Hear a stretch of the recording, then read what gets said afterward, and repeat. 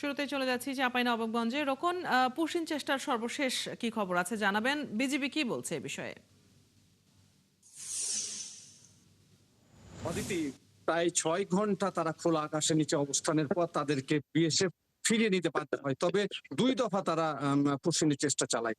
আম মূলত প্রথমে ভোর ৬টার দিকে তাদেরকে পুশিনের চেষ্টা চালায় এবং স্থানীয়দের সহায়তায় বিজিবি সেটা ব্যর্থ করে দিলে আবার তারা পতাকা বৈঠকে তাদেরকে সরিয়ে নেওয়ার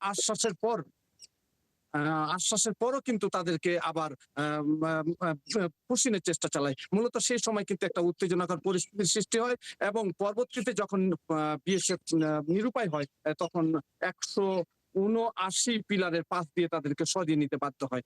এবং কিছুক্ষণ আগে আমার সাথে কথা হয়েছে ৫৯ বিজিবি ব্যাটালিয়নের সাথে। তিনি আমাকে যেমনটি জানিয়েছেন যে চাঁপাইনবাবগঞ্জের এই ব্যাটালিয়নের অধীনে ৭৭ কিলোমিটার সীমান্ত রয়েছে এবং এর মধ্যে ৭ কিলোমিটার সীমান্ত খোলা।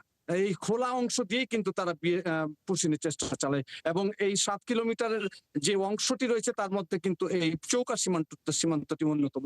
এবং তিনি আমাকে জানিয়েছেন যে তারা ইতিমধ্যে তাদেরকে সেখান থেকে সরিয়ে নিয়েছে এবং বিজিবির অবস্থান তারা শক্ত রেখেছেন এবং রাত্রিকালীন সময় যেন কোনোভাবে আবারও তাদেরকে পুশিনের চেষ্টা না করতে পারে তার জন্য বিজিবির টহল বাড়ানো হয়েছে।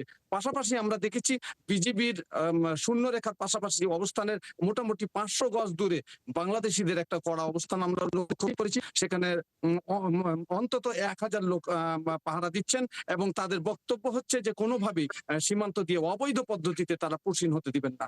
এই ছিল আমার কাছে সর্বশেষ অতিথি। রোকন, আপনার কাছ থেকে আমরা চাঁপাইনবাবগঞ্জের খবর তো জানলাম।